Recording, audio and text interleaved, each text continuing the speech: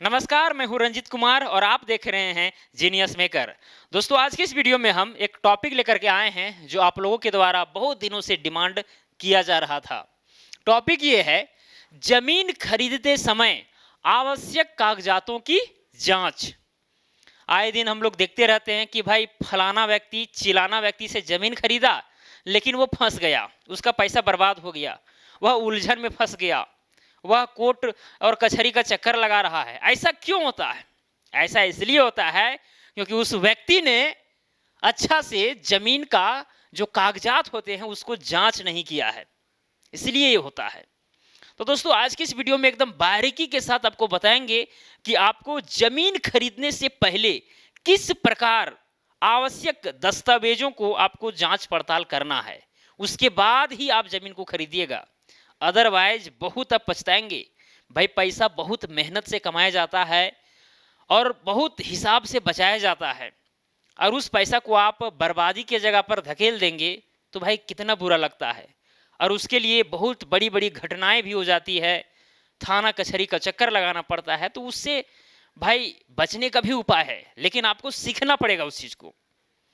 देखिए, ये वीडियो जो है कई लोग जो है बीच से ही छोड़ के भाग जाएंगे, स्किप करके देखेंगे। भाई, वही सब जो तेज बनने का कोशिश करते हैं ना, वही सब फंसते हैं। तेज लोग ही अधिकतर फंसते हैं सब मामला में।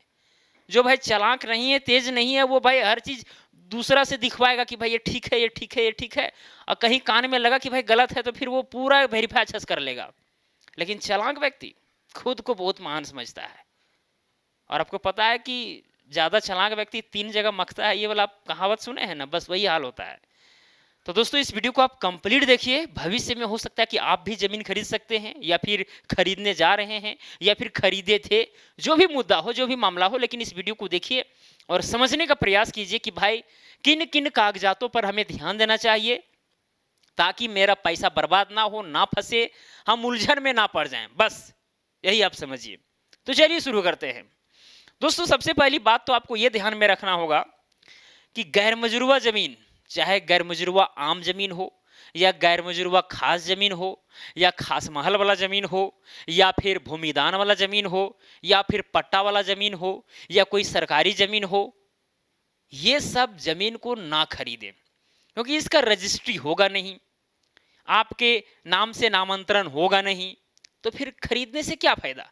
हो सकता है कि कुछ कुछ क्षेत्रों में इसकी छूट हो, अलग बात है, लेकिन अगर हम पूरा रियलिटी देखें, सामान्यता देखें, तो भाई ये सब जमीन का नामांतरण नहीं होता है। आप इसका रजिस्ट्री नहीं करवा सकते हैं, दाखिल खारिज नहीं करवा सकते हैं, राइट पूरा पूरी नहीं ले सकते हैं। तो ये सब जमीन में नहीं पड़ना है। हाँ, कहीं अगर आपको सस्ता कम किफायत मिल रहा है तो एग्रीमेंट पर जो है ले सकते हैं। भाई लिखाएगा, रजिस्ट्री वगैरह नहीं होगा तो कई लोग जो है गैर मजरूवा जमीन, या फिर खास महल का जमीन हो, या भूमिदान जमीन हो, या फिर जो इसी तरह मतलब रैयती जमीन छोड़ करके जो जमीन है, आलतू फालतू जमीन, ठीक है, उसको लोग एग्रीमेंट पर खरीद लेते हैं वर्तमान समय में गुजारा बसारा करने के लिए, जो कुछ भी हो। ठीक है, तो वो सब वेरीफाई कर ले भाई, जो जमीन हम खरीदने के लिए जा रहे हैं वो जमीन किस प्रकार का है, उस जमीन का नामांतरण होगा या फिर नहीं होगा, रायती जमीन है कि नहीं है, खतियानी जमीन है कि नहीं। अगर खतियानी है तो भाई नामांतरण होगा, सिंपल सी फंडा है। अभी सारा प्रक्रिया बताएंगे, चिंता जरा सा भी नहीं करना है। तो दोस्तों, समझिए कि आप है क्रेता, यानी कि खरीदने वाले, बायर हैं आप, और कोई सेलर होगा, कोई बेचने वाला होगा। तो भाई उसके साथ आप क्या क्या मांगेंगे, क्या क्या उससे लेंगे, ठीक है। अगर आप सेलर हैं, दूसरा कोई बायर है, तो जो जो मांगेगा भाई उसके हिसाब से आप दीजिएगा, वो अलग चीज है, ठीक है। वो उसका जितना दिमाग हो उस तरह हिसाब से मांगेगा, आप देते जाइएगा, ठीक है। अब ऐसा नहीं कि ओरिजिनल ओरिजिनल चीज दे दीजिएगा। लेकिन अभी हम एग्जाम्पल लेंगे कि आप बायर हैं, आप खरीदने वाला हैं, और किसी से जमीन खरीदने के लिए जा रहे हैं, ठीक है। आपको पता है कि वो जमीन रायती है, खतियानी जमीन है, या फिर डीड वाला जमीन है, केवाला जमीन, यानी वो किसी से खरीदा था, उसके नाम से हो गया था, लेकिन वो अब जरूरी उसका हो गया तो वही बेच रहा है, ऐसा भी होता है, ठीक है। यदि आपको पता चल गया कि हाँ जमीन का नामांतरण मेरे नाम से हो सकता है, क्लियर। अब भाई नामांतरण हो सकता है, वहां तक तो ठीक है, वो कह दिया, आप मान लिए। लेकिन अब वेरीफाई करने की बात आती है, जो आवश्यक कागजात हैं उसकी जांच करने की बात आती है।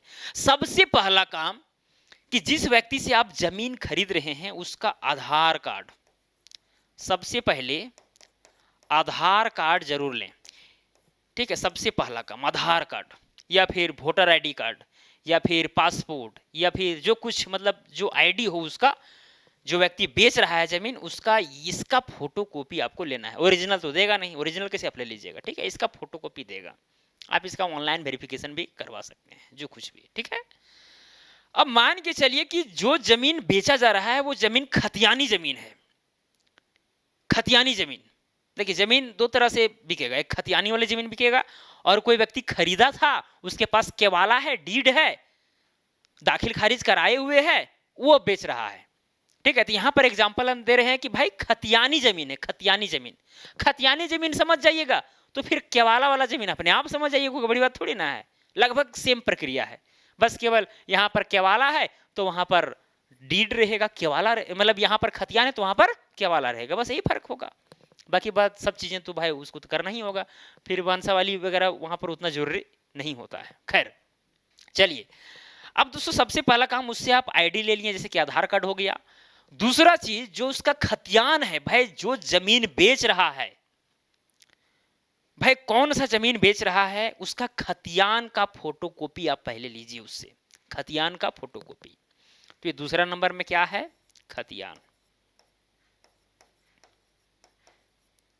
ये बहुत ही इंपॉर्टेंट दस्तावेज है खतियान, ROR, राइट ऑफ रिकॉर्ड, ठीक है।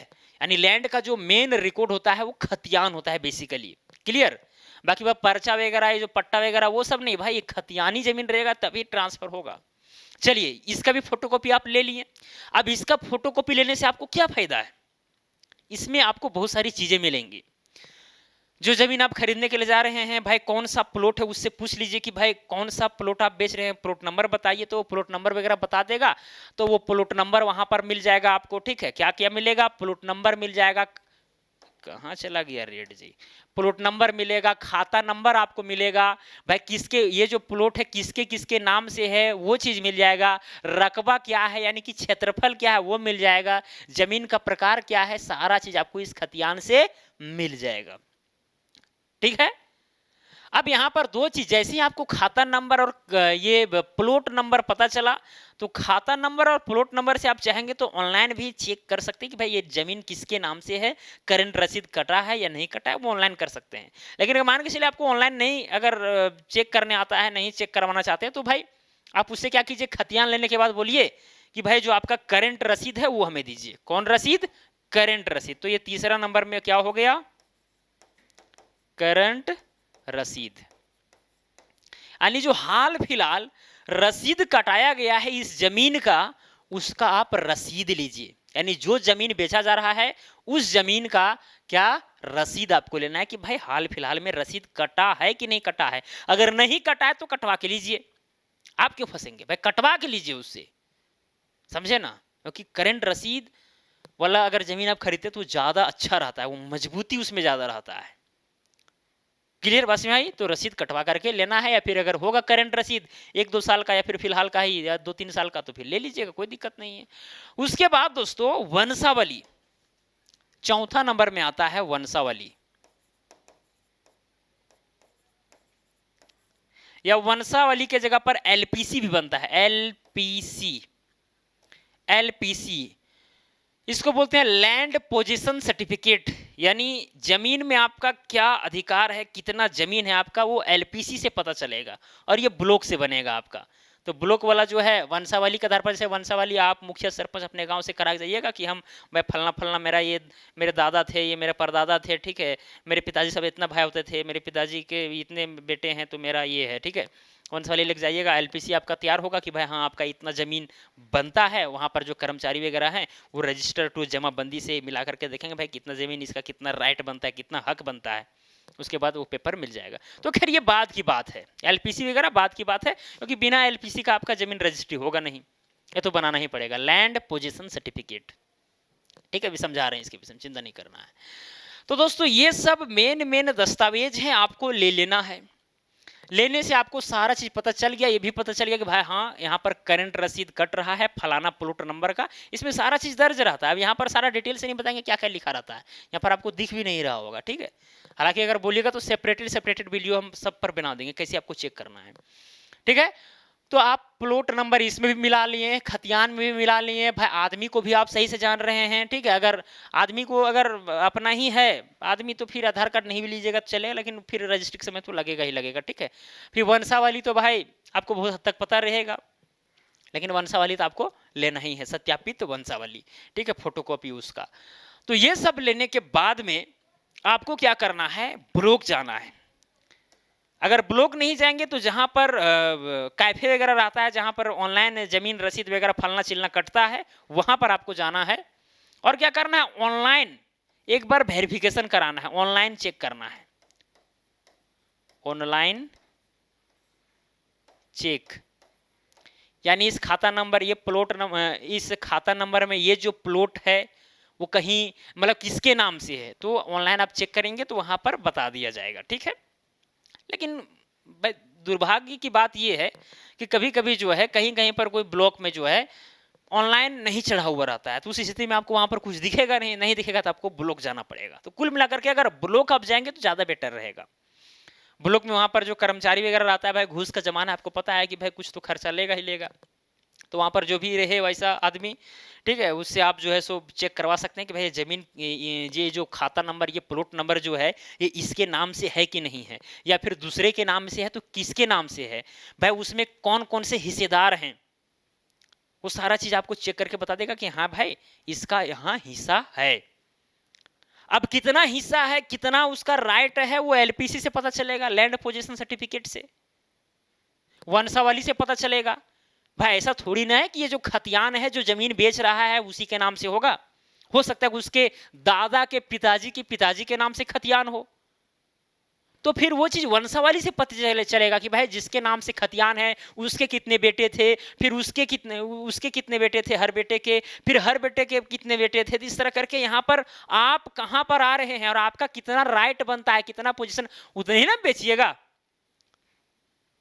ठीक है। जो बेचने वाला होगा उतने ही ना बेचेगा, ऐसा थोड़ी ना। लेकिन देखिए यहीं पर कई लोग जो है फौर्जरी करते हैं।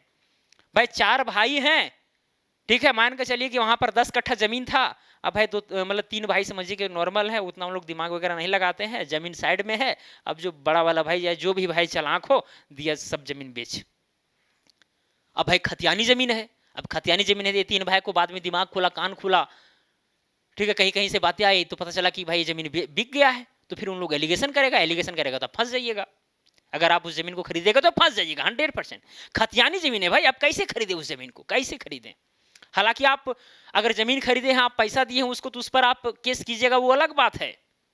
लेकिन भाई खतियानी जमीन को एक ही आदमी पूरा बेच दे, ये संभव नहीं है। अगर बेचता है तो बाद में दिक्कत होगा, एलिगेशन अगर हिस्सेदार लगाता है तो फिर आप फंस जाइएगा।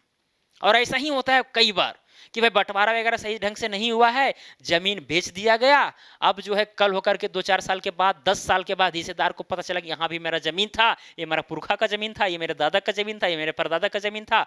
वहां वंशावली से पता चल रहा है भाई एक्चुअल में जमीन था। अब तो आप फंसे खतियानी जमीन में फंसिएगा। कोर्ट का भी निर्णय जो है खतियानी वाला ही तरफ जाएगा, भाई ये खतियानी जमीन है, उसका तो हिस्सा रहेगा ही रहेगा। बहुत खतरनाक नियम कानून है, उसको आपको समझना चाहिए। तो यहां पर दोस्तों भाई जो जमीन बेच रहा है उसके नाम से जरूरी नहीं है कि रसीद होगा, अगर उसके नाम से है तो फिर बल्ले बल्ले टेंशन ही नहीं है, टेंशन ही नहीं है। एलपीसी वगैरह उतना मतलब बनेगा, लेकिन जो है सिंपली बनेगा, क्योंकि भाई वही जमीन बेच रहा है, उसी के नाम से खतियान है, टेंशन नहीं है। लेकिन जब हिस्सेदार होते हैं, गोतिया भाई हो जाते हैं, तो फिर दिक्कतें होती है। भाई उसका देखा जाता है कितना हिस्सा है, उतना ही वो बेचेगा।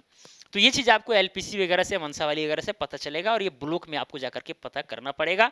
रजिस्टर 2 एक होता है ब्लॉक में, रजिस्टर नंबर 2, ठीक है, और एक होता है जमाबंदी। तो ये दोनों चीज में जो है आपका देखा जाएगा कि भाई आपका कितना हिस्सा बनता है, आप कितना जमीन बेचने के हकदार हैं। तो ये सब रजिस्टर 2 और जमाबंदी वगैरह में चेक करके जो है सो वहां पर एलपीसी वगैरह बन जाता है, तब जाकर के अगर आप खरीद रहे हैं तो रजिस्ट्री करवा सकते हैं। तो ये प्रक्रिया हुआ, ठीक है। तो ये सब दस्तावेज आपको लेना है और ब्लॉक में जाकर के रजिस्टर 2 में चेक करवाना है कि भाई वो जमीन सचमुच में उसके नाम से है कि नहीं है। जमाबंदी में देखना है कि भाई कौन कौन जमीन इसमें खरीद बिक्री किया है, क्या किया है। उसके बाद में ही आपको कदम उठाना है जमीन खरीदने के लिए। ठीक है, फिर खरीदने वाला प्रोसेस फिर अलग अलग है, उस पर अगर वीडियो चाहिएगा तो फिर बन जाएगा, चिंता नहीं करना है। अब सारा चीज़ एक ही वीडियो में तो बता देंगे तो फिर दिक्कत वाली बात है भाई। हमको भी तो थोड़ा सा मतलब वीडियो और भी चाहिए है कि नहीं, एक ही वीडियो में सारा चीज़ बता देंगे तो फिर दिक्कत वाली बात है। नहीं, इतना आप जान जाइए कि भाई कौन कौन से दस्तावेज को हमें चेक करना है। फिर प्रक्रिया है कि भाई आप ज़मीन खरीद रहे हैं तो भाई एग्रीमेंट करेंगे, कुछ पैसा देंगे, एडवांस देंगे, बाउंड्री वगैरह करेंगे शुरुआत में, ठीक है। बाउंड्री थोड़ा मोड़ा पैसा दे करके तुरंत बाउंड्री करवाइएगा, ठीक है, ना तो फंस जाइएगा। बाउंड्री अगर कराते हैं तो आसपास के व्यक्ति को अगर कुछ एलिगेशन हो तो फिर वहाँ पर वो धावा बोलेगा कि भाई ये तो मेरा ज़मीन है, फलना है चिलना है, बस वो काम हो गया पेंडिंग। काम पेंडिंग हुआ, नापाजोखी हुआ, जब जब तक फैसला ना आवे तब तक पैसा मत दीजिएगा। ऐसा भी होता है। जब तक आप देखिए कई लोग जो है ज़मीन वहाँ पड़ा हुआ है, मोटरसाइकिल से गए, फोर व्हीलर से गए, देख करके ज़मीन, वाह अरे वाह, पैसा एकदम गिन रहे हैं भाई, फ्री का पैसा क्या गिन रहे हैं। और 5 साल के बाद बाउंड्री करने गए, पता चला कि भाई वो ज़मीन किसी और ने भी लिया था। समस्या है। इसीलिए जिसमें आप ज़मीन खरीद रहे हैं, बाउंड्री वगैरह चिन्हित वगैरह या फिर फाउंडेशन वगैरह वहाँ पर काट दीजिए, ज़्यादा बेटर रहेगा, ठीक है। बाकी बात भाई रजिस्ट्री करवाइए, दाखिल खारिज करवाइए, हो गया आपका राइट। आपका राइट हो गया, जमीन पर आपका अधिकार हो गया, ठीक है, कोई दिक्कत। अब दोस्तों बात आती है तो खतियानी वाला हो गया सिलसिला। अगर मान के चलिए कि अगर रहेगा केवाला वाला जमीन, जैसे कि मान के चलिए कोई व्यक्ति खरीदा था जमीन वो किसी खतियानी वाला जमीन से, तो फिर जो है सो वो अब उसको जरूरी पड़ गया, वो बेच रहा है बेचारा।